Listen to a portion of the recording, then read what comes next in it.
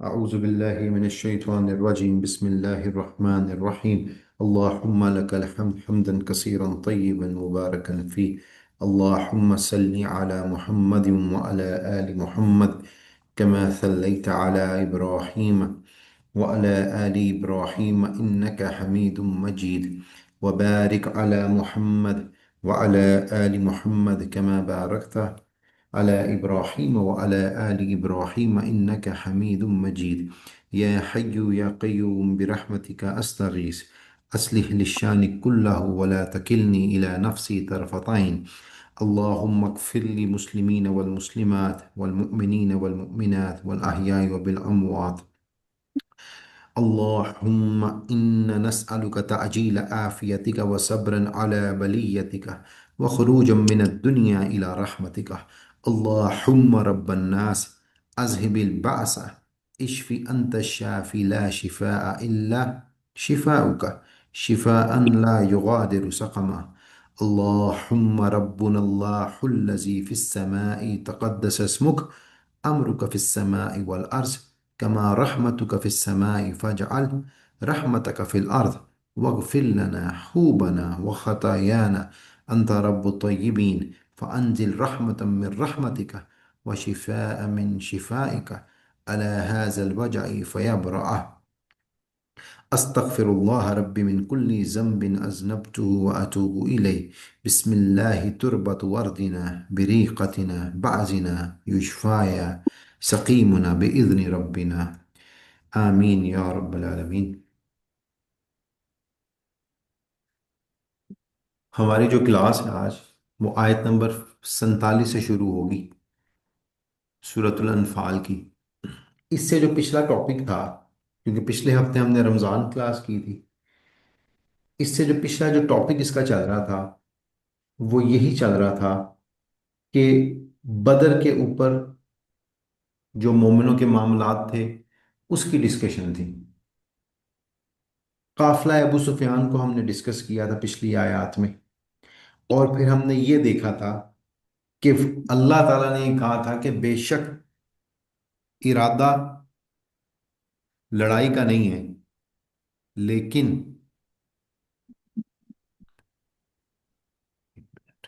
بے شک ارادہ لڑائی کا نہیں ہے، لیکن اللہ کا حکم یہ تھا کہ اللہ کا حکم یہ تھا کہ جنگ ہو جائے۔ پھر ہم نے خمس کے مصارف پڑھے تھے، اور یہ سارے وہ معاملات تھے جو کہ ہم نے ڈسکس کیے اور اس چیز کو دیکھا۔ پھر ایک اور جو معاملہ تھا جو لاسٹ ٹائم ہم نے پڑھا تھا، وہ یہ تھا کہ جو حوصلہ ہوتا ہے وہ ایمان کا حصہ ہے۔ اگر کسی شخص میں حوصلہ نہیں ہے تو اس کا ایمان کمزور ہے۔ یہ سارے معاملات ہم پچھلی کلاس میں پڑھ کے آئے تھے۔ آج اسی کی ٹاپک کو کی ایکسٹینشن ہے کہ کفار مکہ کو ہی اللہ ڈسکس کریں گے، اور کیونکہ یہ سورۃ الانفال بالخصوص غزوہ بدر کے اوپر اتری، اور اس میں جو شان نزول ہے وہ غزوہ بدر کا ہی مطلب موقع ہے۔ اعوذ باللہ من الشیطان الرجیم ولا تكونوا كالذين خرجوا من ديارهم بطرا ورئاء الناس ويصدون عن سبيل الله والله بما يعملون محيط۔ اور ان لوگوں جیسے نہ بنو جو حق کو دھکا دینے اور لوگوں کی خود نمائی کرنے کے لیے اپنے شہروں سے چلے اور اللہ کی راہ سے روکنے لگے۔ جو کچھ وہ کر رہے ہیں اللہ اسے گھیرے ہوئے۔ اب اللہ تعالیٰ مسلمانوں کو یہ بتا رہے ہیں کہ تم کفار مکہ جیسی چال چلن نہ چلنا۔ کفار مکہ جو تھے وہ کیا تھے؟ مطلب وہ بڑے ہی ریاکاری کرنے والے تھے۔ مطلب وہ ہر ٹائم ریاکاری کرتے تھے، ہر ٹائم تکبر کرتے تھے۔ یہ جو ورڈ آیا نا بطارون، بطر کا مطلب ہوتا ہے ناشکری کرنے والے، تکبر کرنے والے، اللہ کی دی ہوئی نعمت پر اترانے والے، اور وریا الناسی ریاکار تھے، شو باز تھے، لوگوں کو دکھانے والے۔ یہ مشرکین مکہ کے کیا تھے؟ مطلب ان کے یہ زندگی گزارنے کے طریقے تھے، وہ یہی کام کرتے تھے کہ ہر ٹائم ریاکاری کرنی، تکبر کرنا، بےمانی کرنی، حق کو حق نہ ماننا، اور اپنی چدراہٹ دکھاتے رہنا۔ تو اللہ مسلمانوں کو کہہ رہا ہے کہ بے شک بدر میں تمہیں فتح مل گئی، لیکن اپنے آپ کو قریش مکہ جیسا نہ کرنا۔ اب آپ دیکھیں کہ جب قریش مکہ کو یہ خبر ملی کہ ابو سفیان رضی اللہ تعالیٰ عنہ کا، جو کہ اس نے مسلمان نہیں تھے، کا تجارتی قافلہ مسلمان لوٹنے لگے، تو یہ سارے مدد کو پہنچے۔ اور جب ان کو یہ پتہ لگ گیا کہ قافلہ تو بچ گیا، تجارتی قافلہ، تو بعض نے کہا کہ چلو اب واپس چلیں، لیکن ابو جہل نے کہا نہیں، ہم واپس کیوں جائیں؟ ہم تو بدر کے مقام پہ جاتے ہیں، وہاں جا کے ہم جشن منائیں گے، شرابیں پیئیں گے، خوشیاں منائیں گے، مطلب لوگوں کو دکھائیں گے کہ ہم نے یہ کام کیا کیا، اور اس کے بعد ہم امت محمدیہ جو تھوڑی بہت سمبولک بچی ہوئی ہے، یا جو 25-30 لوگ ہیں، یا غالباً سوری 313 جو لوگ ہیں، ان کو ہم مار دیں گے۔ اس کا یہ ارادہ تھا، یہ اس کا تکبر تھا، لیکن اللہ کیا کہتا ہے، واللہ بما یعملون محیط، لیکن اللہ ان کو گھیرے ہوئے تھا۔ اب ریاکاری ایسی بری چیز ہے کہ جو کہ انسان کو کھا جاتی ہے۔ ریاکاری ایسی، تکبر ایسی چیز ہے جو کہ انسان کو حق پہچاننے نہیں دیتا۔ رسول اللہ صلی اللہ علیہ وسلم نے فرمایا، مجھے سب سے زیادہ تم پر جس چیز کا خوف ہے وہ شرک اصغر ہے۔ صحابہ نے پوچھا، یا رسول اللہ، شرک اصغر سے کیا مراد ہے؟ نبی اکرم صلی اللہ علیہ وسلم نے فرمایا، شرک اکبر سے مراد ریاکاری ہے، لوگوں کو دکھانا ہے، یہ ہے۔ اس کے علاوہ مسلم کی وہ حدیث یاد کریں کہ رسول اللہ صلی اللہ علیہ وسلم نے فرمایا کہ روز محشر جس شخص کا سب سے پہلے حساب ہوگا وہ شہید ہوگا، اور جب اللہ کے سامنے اس کو پیش کیا جائے گا تو اس سے پوچھا جائے گا کہ تم بتاؤ کہ تم کیوں شہید ہوئے؟ تو وہ کہے گا کہ میں، تب اللہ تیری راہ میں شہید ہوا۔ اللہ کہے گا نہیں، تم ریاکاری کرنا چاہتے تھے، تم لوگوں کو دکھانا چاہتے تھے، اور اس کو آگ میں پھینک دیا جائے۔ تو غرض کہنے کا یہ ہے کہ انسان کوئی بھی عمل کرے، وہ انفرادی ہو یا اجتماعی ہو، انسان اس میں ریاکاری، شوشہ کا ایلیمنٹ ہمیشہ مائنس کرے، یہ بہت ضروری ہے۔ اور اس کے علاوہ غرور اور تکبر سے بچے۔ مشرکین مکہ نہیں بچے تو اللہ نے ان کا گھیرا کر لیا، ان کو نیست و نابود کر دیا۔ تو اس آیت سے میں اور آپ، ایک خاص مسلمان، حکم عام وہ یہی سیکھ سکتا ہے کہ اگر ایک انسان ریاکار ہے، متکبر ہے، اللہ کی دی ہوئی نعمتوں پہ اتراتا ہے، شکر ادا نہیں کرتا، تو واللہ بما یعملون محیط، کہ اللہ انہیں گھیرے ہوئے، مطلب وہ پھر سمجھ لیں کہ ان کی آگے تباہی کا وقت آ گیا۔ تو ہمیں چاہیے ہر خاص اور عام کو کہ ہم ان تینوں برائیوں سے بچیں۔ آگے دیکھیں، وَإِذْ زَيَّنَ لَهُمُ الشَّيْطَانُ أَعْمَالَهُمْ وَقَالَ لَا غَالِبَ لَكُمُ الْيَوْمَ مِنَ النَّاسِ وَإِنِّي جَارٌ لَكُمْ فَلَمَّا تَرَاءَتِ الْفِئَتَانِ نَكَصَ عَلَى عَقِبَيْهِ وَقَالَ إِنِّي بَرِيءٌ مِّنكُمْ إِنِّي أَرَى مَا لَا تَرَوْنَ إِنِّي أَخَافُ اللَّهَ وَاللَّهُ شَدِيدُ الْعِقَابِ۔ جبکہ ان کے اعمال، شیطان انہیں زینت دار دکھا رہا تھا۔ اب اللہ فرما رہے ہیں کہ جب مشرکین مکہ آئے، جب یہ اتنا اترا رہے تھے کہ اب ہم پارٹی کرتے ہیں، تو اللہ کہتا ہے کہ یہ ان کو شیطان ان کو زینت دکھا رہا تھا، اور کہہ رہا تھا کہ لوگوں میں سے اسے کوئی بھی آج تم پر غالب نہیں آ سکتا۔ اب شیطان، آئمہ اکرام لکھتے ہیں کہ شیطان مشرکین مکہ کی صفوں میں تھا، اور وہ کہتا ہے کہ آج تم پر کوئی غالب نہیں آ سکتا، تم چھا گئے ہو۔ اور وہ شاید یہ بھی کہہ رہا تھا کہ میں خود بھی تمہارا حمایتی ہوں، لیکن جب دونوں جماعتیں نمودار ہوئیں تو وہ شیطان تھا اپنی ایڑیوں کے بل پیچھے ہٹ گیا اور کہنے لگا، میں تو تم سے بری ہوں، میں وہ دیکھ رہا ہوں جو تم نہیں دیکھ رہے، میں اللہ سے ڈرتا ہوں، اللہ سخت عذاب والا ہے۔ اب شیطان ان کو وہاں میدان جنگ میں لے آیا، اس کے بعد وہ ان کو وہاں چھوڑ کے بھاگ گیا جب اس نے فرشتے دیکھے۔ اب ایک عام شخص یہ سوچے کہ شیطان یہ کیسے کر سکتا ہے؟ شیطان یہ اسی طرح کر سکتا ہے جس طرح اللہ تعالیٰ نے قرآن میں مختلف جگہوں پہ بتایا کہ شیطان کے کارنامے کیا ہیں۔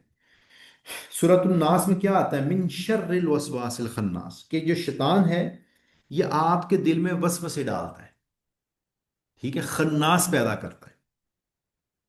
تو یہی کام شیطان نے ان کے ساتھ کیا۔ اسی طرح سورۃ الانفال میں آتا ہے وَإِذْ زَيَّنَ لَهُمُ الشَّيْطَانُ أَعْمَالَهُمْ وَقَالَ لَا غَالِبَ لَكُمُ الْيَوْمَ مِنَ النَّاسِ وَإِنِّي جَارٌ لَكُمْ فَلَمَّا تَرَاءَتِ الْفِئَتَانِ نَكَصَ عَلَى عَقِبَيْهِ، کہ جب ان کے اعمال کو شیطان انہیں زینت دار دکھا رہا تھا اور کہہ رہا تھا کہ لوگوں میں آج تم پر کوئی غالب نہیں آ سکتا، تو میں ہی تمہارا حمایتی ہوں۔ یہ سورۃ الانفال کی جو آیت ہم نے پڑھی ہے وہ یہی تو ہے کہ یہ آپ پر غالب آ جاتا ہے، یہ کہتا ہے کہ میں ہی تمہارے ساتھ ہوں۔ اس کے علاوہ سورۃ النساء میں آتا ہے کہ شیطان کیا کرتا ہے؟ یعدہم ویمنیہم وما یعدہم الشیطان، وہ کیا کرتا ہے؟ زبانی وعدے کرتا ہے اور سبز باغ دکھاتا ہے۔ کیسے؟ ایک بندہ کہتا ہے یار میں حلال کما رہا ہوں، اس کے دل میں وسوسہ ڈالے گا یار کوئی بات نہیں، یہ بھی تمہارا ہی حق ہے، تم بجلی چوری کرو یہ تمہارا ہی حق ہے، کوئی بات نہیں، گورنمنٹ کو ٹیکس دیتے ہو لیکن اس میں سے یہ کام الٹے کام کرو، یہ تمہارا حق ہے، یہ تمہارا رائٹ ہے۔ یہ شیطان ہی وسوسہ ڈالتا ہے، اور پھر وہ سبز باغ دکھاتا ہے کہ تم اتنے کامیاب ہو جاؤ گے، یہ کرو گے، یہ کرو گے تو فلاں ہو جائے گا۔ تو یہ انسان کے دل میں شیطان وسوسے ڈالتا ہے۔ اس کے علاوہ اللہ تعالیٰ قرآن پاک میں فرماتے ہیں قل یا عبادی الذین اسرفوا علی انفسہم لا تقنطوا من رحمت اللہ ان اللہ یغفر الذنوب جميعا انہ هو الغفور الرحیم، کہہ دو اے میرے بندو جنہوں نے اپنی جانوں پر زیادتی کی ہے، تم اللہ کی رحمت سے نا امید نہ ہونا، ٹھیک ہے؟ اللہ سارے گناہ معاف کرنے والا ہے۔ اب اللہ کی رحمت سے نا امید کون ہوتا ہے؟ جس کے ذہن میں شیطان یہ بات ڈال دے کہ اللہ تو تمہیں اب معاف ہی نہیں کرے گا، اللہ کی رحمت سے مایوس ہو جاؤ۔ اس کے علاوہ شیطان کیا کام کرتا ہے؟ نفرتیں پیدا کرتا ہے۔ اب نفرتیں کیسے پیدا کرتا ہے؟ میاں بیوی کے درمیان ان کی لڑائیاں کرا کے، بہن بھائیوں کے درمیان، ٹھیک ہے، دل میں وسوسے ڈالتا ہے۔ اسی طرح سورۃ المائدہ میں آتا ہے، ہم پڑھ کے آئے ہیں انما یرید الشیطان ان یوقع بینکم العداوۃ والبغضاء فی الخمر والمیسر ویصدکم عن ذکر اللہ وعن الصلاۃ فہل انتم منتہون، شیطان تو یوں چاہتا ہے کہ شراب اور جوئے کے ذریعے سے تمہارے آپس میں دشمنیاں اور بغض پیدا کرتے، تو تم کیا کیا کرو؟ ذکر اللہ، اللہ کا ذکر کرو، وعن الصلاۃ اور نماز قائم کرو، فہل انتم منتہون اور تم اس سب سے باز آ جاؤ۔ تو اب اللہ تعالیٰ نے قرآن میں اس کا سلوشن بھی بتا دیا کہ اگر شیطان آپ کو میاں بیوی میں لڑائی ڈالتا ہے، کوئی بھی کام الٹا کرتا ہے، آپ کو وسوسے ڈالتا ہے، آپ کی مطلب عبادات کو، اخلاق کو، سب کو خراب کرتا ہے، تو آپ کیا کریں؟ آپ شیطان کے شر سے بچیں۔ آپ کیسے بچ سکتے ہیں؟ بسم اللہ سے، نماز قائم کر کے، ذکر الہی سے، باوضو رہ کے۔ صحیح مسلم بخاری کی ایک حدیث ہے کہ رسول اللہ صلی اللہ علیہ وسلم نے فرمایا، متفق حدیث ہے، کہ شیطان انسان کی رگوں میں خون کی طرح دوڑتا ہے۔ تو شیطان کا تو کام ہی یہ ہے، اس نے اللہ سے مہلت مانگی، اور اب وہ یہاں بھی اللہ تعالیٰ نے اس کا ذکر کیا کہ یہ شیطان نے آگے نے کہا میں تمہارے ساتھ ہوں، میں تمہیں بچا لوں گا، آج تم پر کوئی غالب نہیں آ سکتا۔ اور جب اس نے سامنے سے لشکریں دیکھے مسلمانوں کے، جو کہ ملائکہ کے ساتھ تھے، تو وہ شیاطین جو تھے وہ سب بھاگ گئے۔ تو اس لیے ہمیں چاہیے کہ ہم شیطانوں سے کس طرح بچیں؟ ذکر الہی کر کے، ٹھیک ہے، بسم اللہ کریں، نماز پڑھیں اور باوضو رہیں۔ إذ يقول المنافقون والذين من قلوبهم مرض غر هؤلاء دينهم ومن يتوكل على الله فإن الله عزيز حكيم، جبکہ منافق کہہ رہے تھے، اور وہ بھی جن کے دلوں میں روگ تھا، کہ انہیں تو ان کے دین نے مست بنا دیا ہے، جو بھی اللہ پر بھروسہ کرے اللہ بلا شک و شبہ غلبے والا اور حکمت والا ہے۔ اچھا آپ یہ دیکھیں یہاں جن منافقوں کا ذکر ہوا ہے نا، یہ مخصوص منافق ہیں، یہ وہ منافقوں کا ذکر ہوا ہے۔ دیکھیں ابھی غزوہ بدر ہو رہی ہے، ٹھیک ہے، ابھی مکی مدنی دور کا آغاز ہو رہا ہے، تو یہ آیت جو ہے یہ ایڈریس کر رہی ہے ٹارگیٹڈ آڈینس کو، مشرکین مکہ کو۔ تو मुशरिकीन मक्का के कुछ लोगों को अल्लाह ताला ने यहाँ मुनाफिक कह के पुकारा है। क्यों? क्योंकि कुछ लोग ऐसे थे जो कि जंग में साथ नहीं आए थे बदर की, मक्का से, लेकिन वो मुसलमानों से नफरत करते थे और कहते थे यार इनके दीन ने तो इनको मस्त किया हुआ है, ये तो थोड़े से लोग हैं, सिंबॉलिक मुसलमान हैं। और वो देख रहे थे कि ऊंट किस करवट बैठता है, हम फिर साइड बने। ठीक है, मतलब उनको जाती फायदा देखना था, ये नहीं देखना था कि हक क्या और बातिल क्या है। तो ये लोग मक्का से निकल के मदीना आए और इन्होंने आके रेकी की मुसलमानों की। मुजाहिद रहमतुल्लाह अलैह कहते हैं कि इनमें कुछ लोग थे। कौन लोग थे? अली बिन उमैया इब्न खल्फ, हारिस बिन जमा, वलीद इब्न कैस बिन मुगीरा, अबू कैस बिन फाकिर, ये कुछ लोगों का ग्रुप था।